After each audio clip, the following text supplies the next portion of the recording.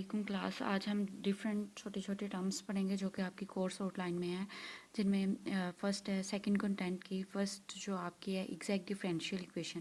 Exact differential equation basically आपका जब function जो है more than one independent variable पे डिपेंड कर रहा हो, ठीक है।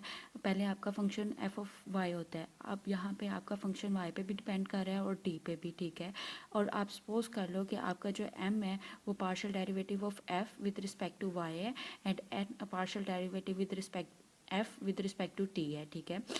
और आपका टोटल डिफरेंशियल क्या होगा कि आप change in F of this function is, इन दोनों फंक्शंस को ऐड करने से आपके पास आपका टोटल डिफरेंशियल आएगा, ठीक है। आपका एफ जो है वो more than one independent variable पर डिपेंड कर रहा है और एम एंड जो है टू डिफरेंट पार्शियल डेरिवेटिव्स को शो कर रहे हैं, ठीक है। आपका ये जो इक्वेशन है आपकी ये क्या कहलाती है, पार्शियल डिफरेंशियल इक्वेशन, ठीक है। जब आप इस एक्सप्रेशन को इक्वल टू ज़ीरो रखोगे तो वो आपकी एग्जैक्ट डिफरेंशियल इक्वेशन होगी। क्यों, किस तरह, क्योंकि जो ये इक्वेशन जब इक्वल टू ज़ीरो रखोगे तो आपके पास ये वाली terms exactly equal to F of Y T के होगी, ठीक है। इसलिए आप इसको जो है एग्जैक्टली डिफरेंशियल इक्वेशन बोलोगे, because the left side exactly equals the differential of the primitive function this, ठीक है। that's why you called it exact differential equation। और exact differential equation में आपका partial derivative of m with respect to t must be equal to partial derivative of n और our partial derivative of y होना चाहिए, ठीक है। इस तरह के क्वेश्चन आपने इंटीग्रेशन में किए होंगे। सिंपल आपने इन टर्म्स की इंटीग्रेशन करोगे, ठीक है। डिफरेंशियल लोगे इनका, ठीक है, वो मस्ट भी इक्वल होना चाहिए। पार्शियल डेरिवेटिव इनका जो है वो इक्वल होना चाहिए, ठीक है। तो मैं हमारे पास separable variables basically if you have a differential equation like this, in this we have two type of function. F आपका फंक्शन है वाई टी का derivative with respect to Y, and G आपका फंक्शन है Y T and derivation आपको करनी है with respect to T.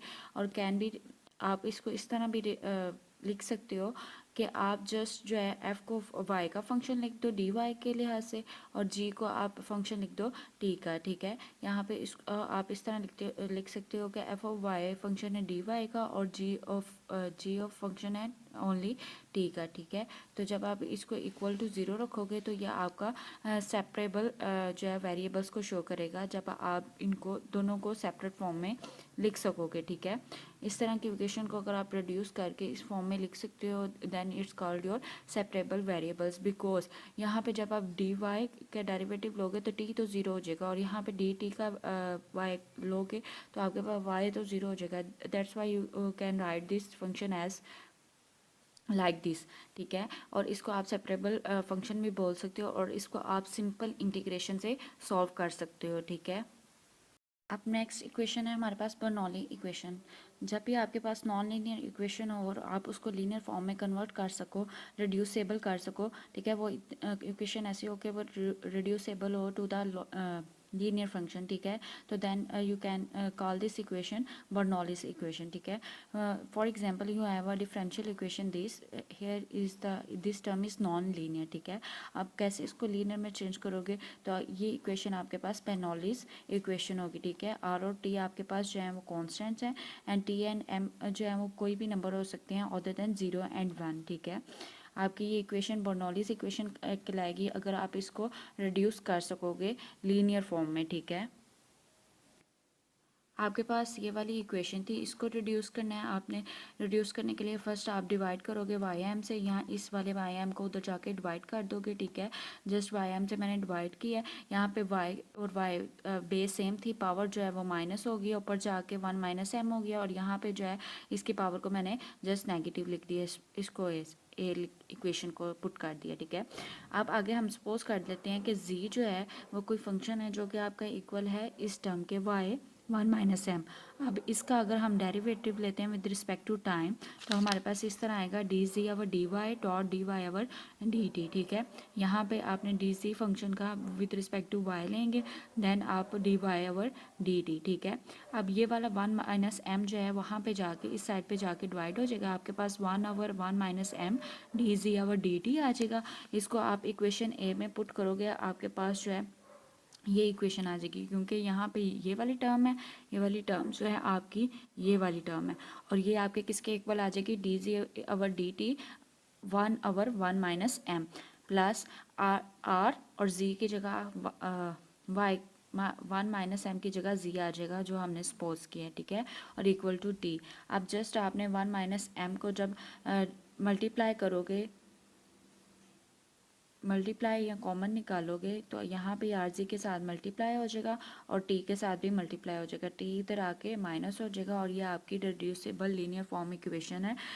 ठीक है, सिंपली यहाँ पे आप अपना जनरल सोल्यूशन वाला फार्मूला अप्लाई करोगे, जो कि है Y T E integration of U D T A plus W E integration of U two D T और डी टी। ठीक है, ये आपने मैथ्स में पढ़ा होगा। सिंपली आपने इस फंक्शन में पुट करोगे, आपके पास जी टी आ जाएगा। जनरल फंक्शन आपने फाइंड आउट करना है। जब आप जनरल फंक्शन फाइंड आउट कर लोगे, जहाँ जहाँ जी होगा वहाँ पे जस्ट आपने रिवर्स कर लेना है, वाई पुट कर देना है, जो हमने इक्वल रखा है G equal to Y one minus M, वहाँ पे आपने जी की जगह पे वाई वन माइनस एम कर देना है, तो आपके पास सोल्यूशन आ जाना है। ठीक है, नेक्स्ट है हमारे पास इंटीग्रेटिंग फैक्टर।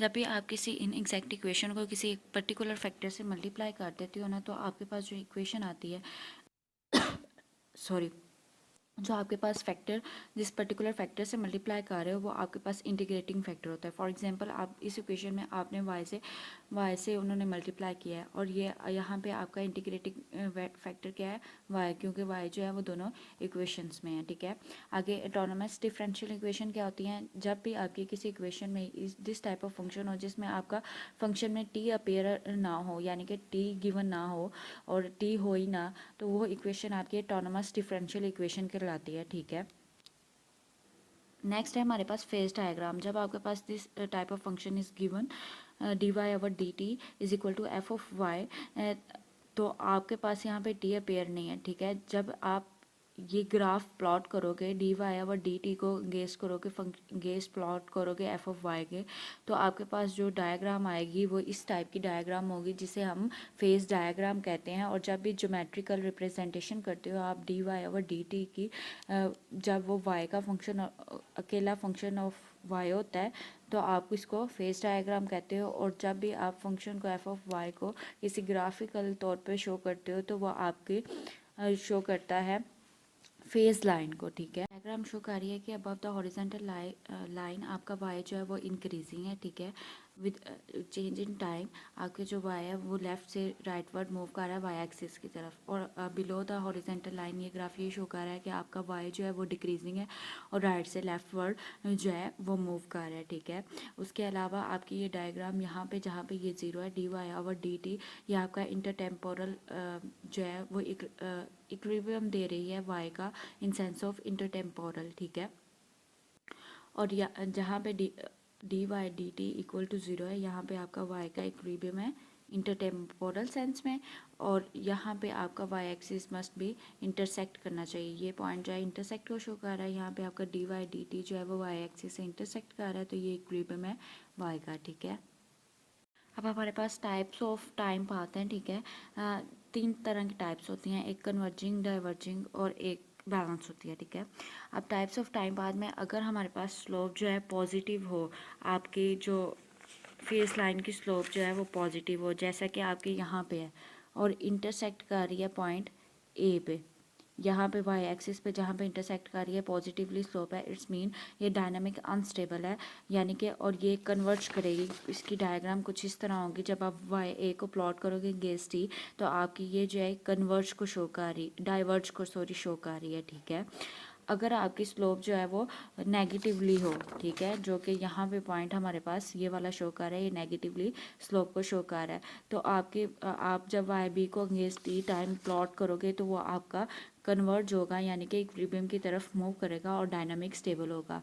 थर्ड कंडीशन ये है कि जब आपकी फेस लाइन एल शेप में हो, यानी कि यहाँ इस तरह हो, वाई सी से वाई सी डैश की तरफ मूव कर रही है, जो कि मूवमेंट बता रही है, फ्लैक्चुएशन को बता रही है, कंटिन्यूस मूवमेंट को बता रही है, परपेचुअल मोशन ऑफ वाई को बता रही है।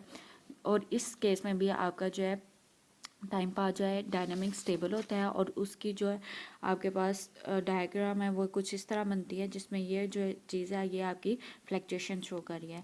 आपका सेकंड कंटेंट में से हमारे पास सारा आज कवर हो गया है। सोलो ग्रोथ मॉडल रह गया है, वो हम कल करेंगे इंशाल्लाह। अल्लाह हाफिज़।